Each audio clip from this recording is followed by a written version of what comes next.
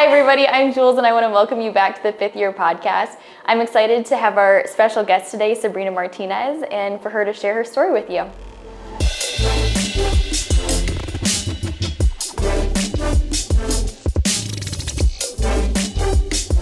All right, welcome to the podcast, Sabrina. Hello. How about you go ahead and tell us what your role is with Fifth Year and how you got involved? I am our event marketing coordinator, so I work alongside you. Yeah. I got involved with Fifth Year because I was looking for my next job opportunity, and I stumbled across an application for JA, and then I looked into the program, and I really liked what Fifth Year was all about, so I applied, and now I'm here. That's awesome. Is there any way that you can relate to Fifth Year students that are currently going through the program? I think, well, in my own experience, when I started college, I started out wanting to do biomedical engineering. I think I just felt a lot of pressure to do that kind of career from like my high school and stuff, but then I realized that's not really what I actually enjoy.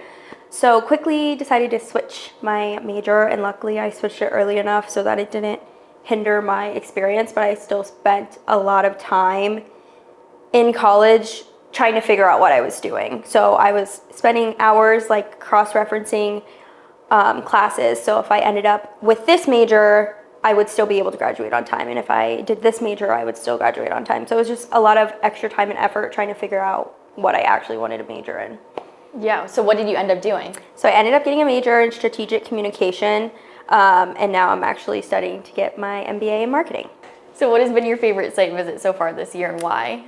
My favorite company that we visited was definitely Bionics. They create and ship out medical devices. So they had the students doing a project where they got to try to market one of their products in a different way than they're marketing it. So I just really got into it because like I always still enjoyed that sort of biomedical engineering aspect, but I now got to like mix the marketing thing, and I was really involved.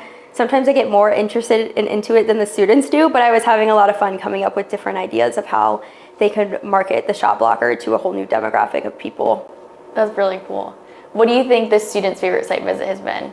I think the students really enjoyed going to Owens Corning this year. That was a new partner for us. So it was really good for them to go there and see like just a huge corporation that's just such a big part of Toledo, and to see that there's really big opportunities here.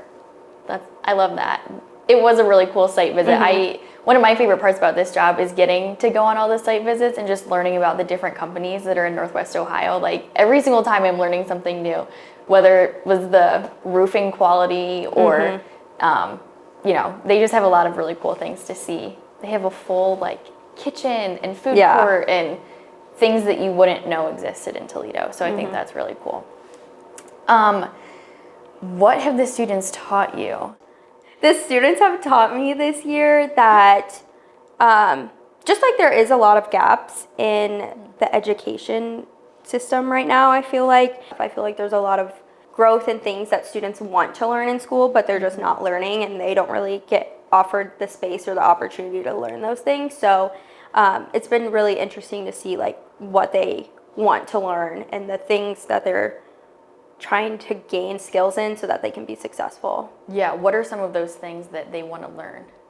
Financial literacy is like the number one thing. I think, my experience in school, you don't really learn much about how to save or invest or do all of those things. So financial literacy, how to just like be an adult, like no one knows how to schedule a doctor's appointment. No one knows how to like file an insurance claim or like even buy insurance or buy a car. So like all of those things that people just expect you to know, if no one teaches you them, you don't know how to do them. Yeah, no, that I would say that's been pretty consistent with them wanting to learn all of those skills. Can you describe Fifth Year in one sentence?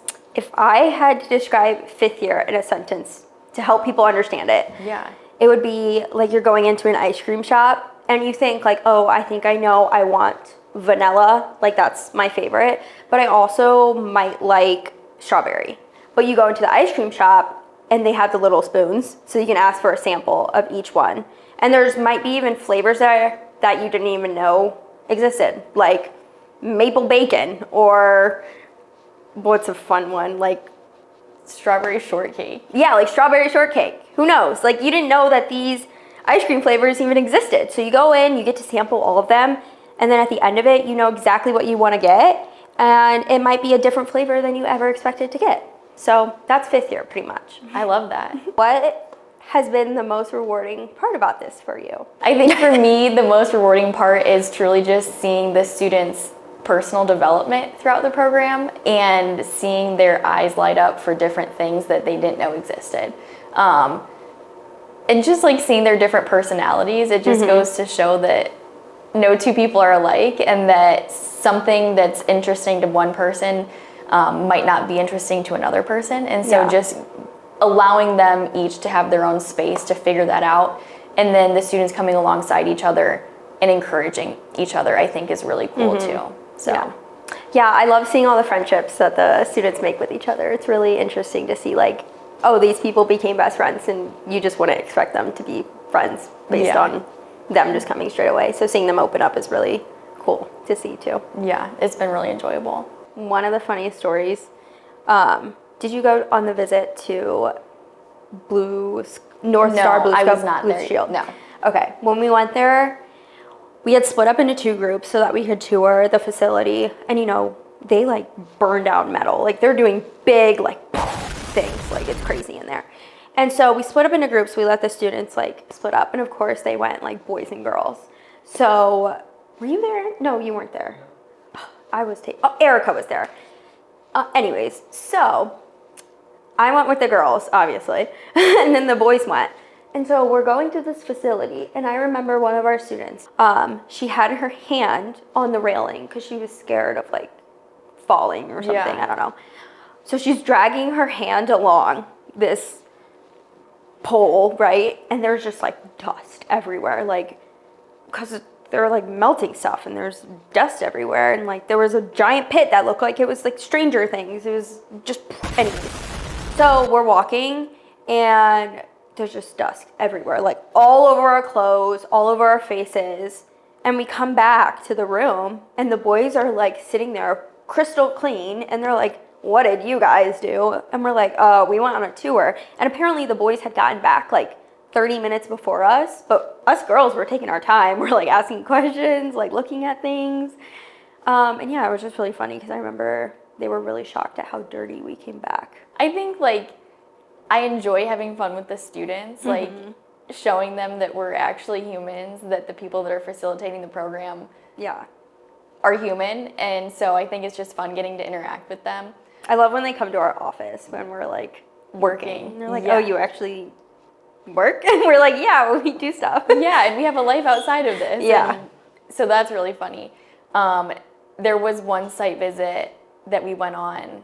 I rode the bus with them. As you know, I don't usually ride the bus with them. So we rode the bus, and it was just really fun getting to hear them just like talk to each other and chatter and just riff off of each other. And I thought that was really funny. Being able to see them have fun and just enjoy each other and enjoy the program is one of the best things about it. Like seeing them get lunch on Mondays after their classes together and just building community that I think is really unique. I think a big misconception that people have, which you probably see it too, is that people think of it as just like just a gap year. So like when kids like tell their parents that they're joining this program, a lot of parents or even teachers are like, what like you should just go to college right after, but that's not always a solution. I think people need to look at it more of like a growth year. So instead of just like, it's not like they're taking off time and just like working, you know, at the yogurt shop for like a year until they go to college. But they're really taking the time to develop their skills, to develop their professional life, all those different things, and gain actual quality work experience, so that they're not just like sitting around for a year waiting for their next step. They're actually like taking the journey to find what that next step is. Yeah, exactly. Because oftentimes students are just, I feel like especially now, they have a lack of desire to do things. And so I think this program is a great way for them to actually get out and see things that, you know, they've never been exposed to before. And it is truly intentional. They're making money, they're paying bills, they're learning how to be real life adults. So I think anytime we can break the misconception is helpful. Right. All right. Well, thank you so much for coming on the podcast, Sabrina. Thanks for having me, Jules. You're welcome. Maybe you'll invite me back one day. I think so. I need a partner next time, Courtney.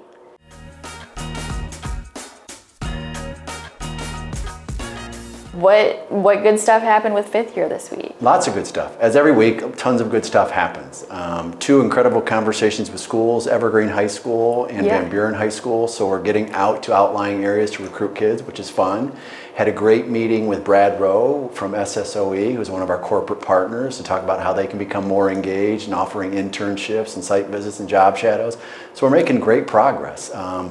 Wonderful conversation with senior leaders from Bowling Green State University, which is another huge thing. So it's really fun to see how we're getting the whole community to buy in, from higher education to local high schools to the business community to organizational partners. It just keeps getting better week after week. So That's I don't know awesome. that could go any better. That's great. Yeah. What is the school's perspectives on why they want fifth year to be available to their students? I think because they all know they've got kids that are struggling, and it's just another option. It's not the only option, but they're looking at it and they know a lot of their kids know what they're doing, but there's also a good majority that are still struggling to figure it out. So just to have another I haven't had a conversation with any school leader yet that says this doesn't make any sense or our kids have it all figured out. The fact that they're welcoming and receptive to the idea that there's an alternative path for their students to take is pretty cool. Yeah, that's really cool. Yeah. So the students had Lou Ramirez in for their finance class this week from Savage and Associates. Okay. What was the maybe highlight of that, or did you find a good story that students really connected with? Lou Ramirez, lifelong friend from Savage. He's been now a 2-year teacher now. He loves the class. In fact, he even goes to work on Sundays just to prep to work with our kids. Like, he's all in, and he leads with such enthusiasm because he gets it. Having kids his own, he understands what they're struggling, and he loves to work with our kids because he knows they're dedicated, they'll show up, they're interested, they're engaged, they're asking great questions, and he knows that he can actually help them. And that's fun to see. So as the year progresses, it's going to be fun to see how the kids start to open investment accounts and how Lou's team digs in and helps them.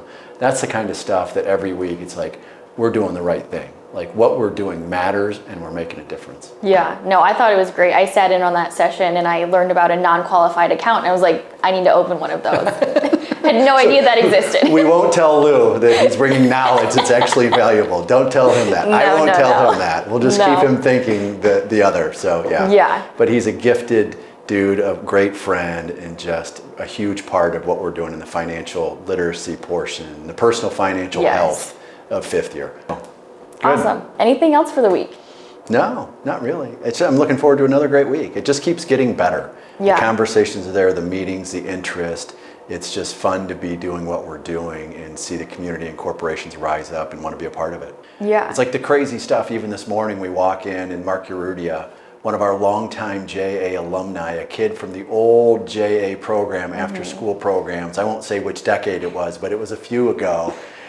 Sitting there and talking and excited about that this year is the 80th anniversary of JA, and wanting to bring back all of the alumni from his time frame and help them see and understand what the new JA is doing and how much relevancy we're bringing to the community in the same way that it did back in their time. So that's going to be fun. And that was just kind of a random encounter. I mean, you can call it coincidental. I don't believe in coincidences, but divine destiny. But there was a reason we ran into Mark this morning, and his just enthusiasm and excitement for being part of the celebration this year of fifth year and the future of JA was pretty cool. Yeah, it was awesome because it was at the cafe, obviously downstairs, and we brought down the yearbooks, and it was so funny to see him like finding himself in the yearbooks and talking about there used to be like a JA prom and they went to national competitions, and he's like, oh, I know this person, this is what they're doing, and it was just really cool to see like him reminiscing. It was like an yearbooks. 18-year-old kid. We hand him a stack of yearbooks from his time frame, and he knew exactly what page and what picture and where to go to find him, and he's rattling off a bunch of names, and that's so-and-so, and that's so-and-so.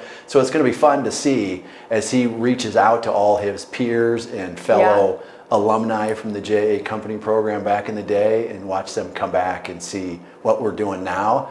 That's one of the things I guess I'm really excited about. I can't wait to see their eyes opened to the relevancy that we're bringing to the community now. It's going to be fun. Yeah, I'm super excited. Yeah, well, you should be. You're creating it. I know. Be there May 7th. Our 80th anniversary celebration, JA Momentum at the Glass City Center, 7:30 a.m. Don't miss it. Thanks, Jules. Thanks, Jim. Bye. See ya.